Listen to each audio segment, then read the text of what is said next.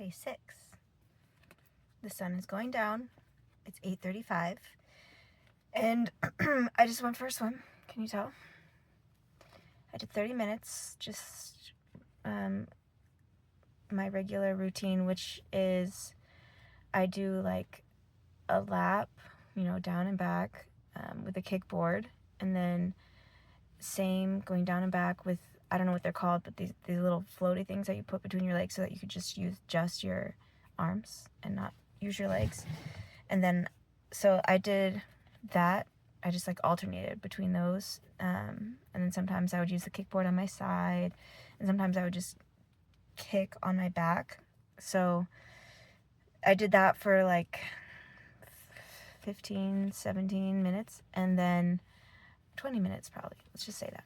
Did that for that routine for 20 minutes, and then I add in like just the regular freestyle. So I do like legs, arms, freestyle, legs, arm, freestyle, legs, arm, freestyle. So that's how I've been doing it for like since probably November-ish. I do it that way so that I can get stronger at the different parts individually. That's, I think, my biggest weakness in my stroke, is that everything's just like really out of sync and doesn't know what to do with its body. When I play piano and I'm learning a new song, I practice my right hand first, and then I practice my left hand, and then I practice them together. Makes sense, right? So it's the same sort of thing. I practice with my legs, I practice with my arms, then I practice with them together. And I try to just not focus so much on speed, but more so focus on the feel of the water and the feel of my body in motion, like how it feels. Like, I mean, I believe that swimming is a lot of technique. A lot of technique. And also, I've decided that swimming is a lot about getting to know your body and getting to know yourself. I've been watching lots of YouTube videos about swim strokes and how to improve them and how to get started, and all kinds of YouTube videos about swimming. And one of them said, the person said, like, everybody's stroke is different. And I was like, oh my gosh, what? I'm so dumb. Like, why am I watching so many YouTube videos? Not that you shouldn't watch them. Of course, you need to watch them if you know nothing about swimming.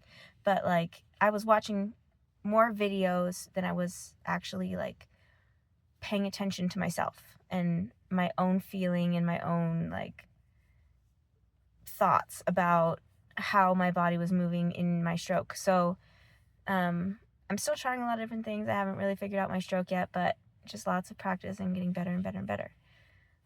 Another thought about the swim, some people, there's, like I said, there's a lot of different thoughts about swimming, but someone very close to me once said that, oh, if you want to go faster, just kick your legs more. Just kick with your legs stronger. Just be stronger with your legs. So that doesn't really work for me because I don't have the strongest legs. That's why the bike portion is so hard for me. My legs aren't like super strong. Actually, you know what? None of my body's really strong. But when it comes to swimming, like, my legs are really kind of sad. And that's another reason why I separated them, is so I could focus on the legs being better. But yeah, anyways, so I don't count on that. I don't count on, okay, I'll just kick with my legs stronger and I'll swim more, because it doesn't work for me. It just creates resistance and doesn't improve my speed. And, also, I'm not necessarily racing for speed. I'm trying to, like, not get injured and do it right. I like to do things right. The other thing about just using your legs so much, a lot of triathletes try not to use their legs so much, because when they get out of the water, they're about to get on a bike and use their legs a lot. So, you swim, then you bike, and then you run. All three of those sports use your legs, but swimming is the only sport that uses your arms, really. I mean, your bike, I guess they all use arms, but, like, in order to get you moving forward like that, like give as much of a push with your arms, is only the swim, because that's where you're, like, pulling yourself through. Whereas when you're biking, like, yeah, it can use your arms, like, when you're trying to hold yourself up, and obviously, and when you run, of course, you have, like, a motion. But I'm rambling. The other thing I wanted to show you, because this is like a journal, sort of a video journal. I don't know what this is. What have you stumbled upon? I don't know. But one thing I wanted to show you is that today, interestingly enough, was the last day on my punch card. So I have this alumni punch card that I've had since the first day was January 5th, 2024. So more than a year old. It's 25 spots. Obviously, I've gone swimming more than 25 times in a year, but there was a period of time that I realized I didn't need this because my husband was in school, and as like a spouse of a student, I could use the pool for free. So there's a period of time that I wasn't using this, and then also I swim other places sometimes. When this is closed, I go to the West Ice Center in Idaho Falls. So, and then there was times that I was in Oregon and I was swimming in Oregon. And then, of course, in the summer, I like to swim outside. So that's not like a reflection of my practice. Obviously, I've gone more than 25 times. But I just thought it was so cool that, like, look at all that. It's all filled.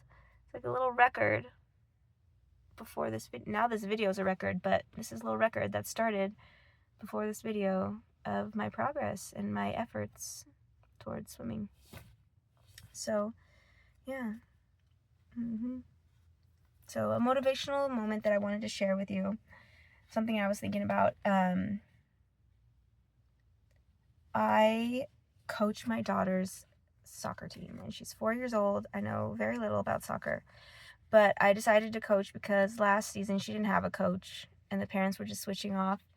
And she didn't want to play. She just wanted to sit on the side of the field. And basically, I decided, like, either she was going to quit or I was going to be her coach. And I decided to be her coach.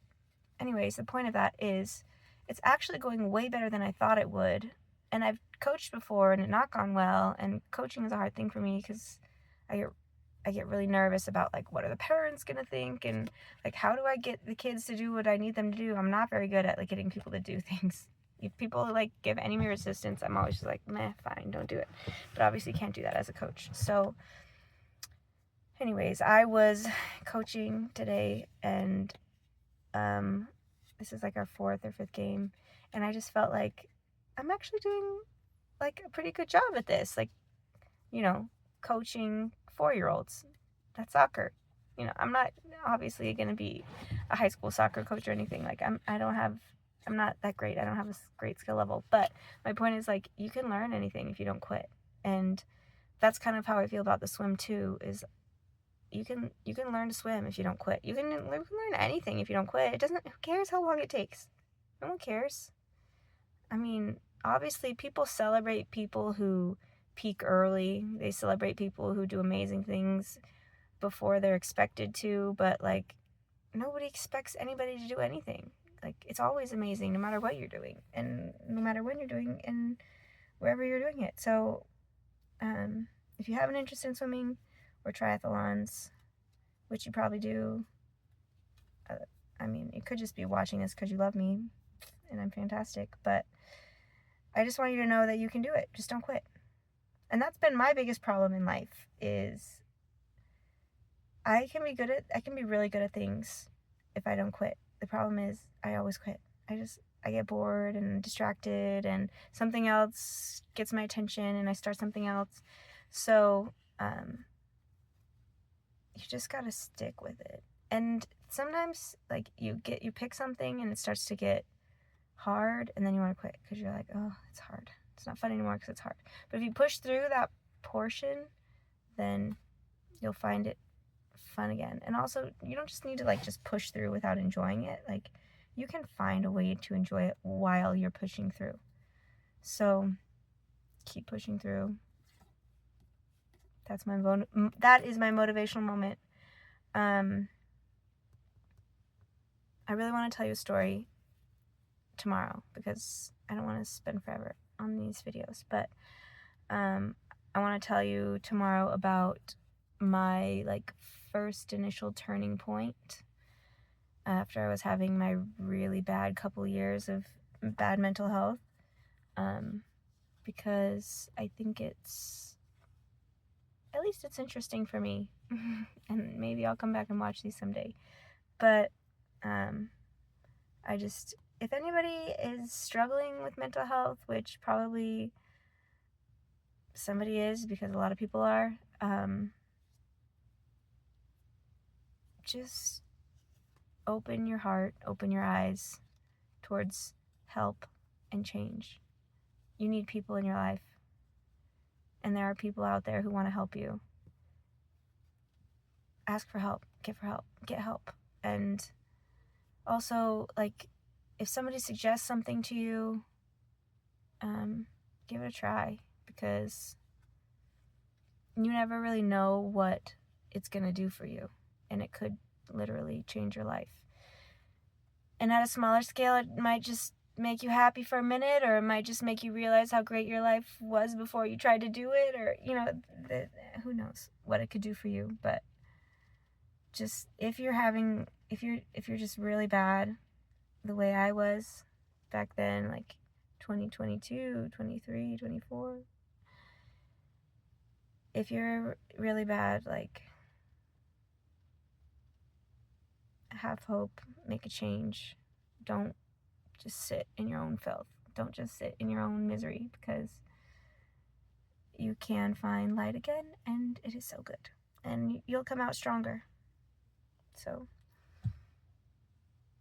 thanks for listening. See you tomorrow.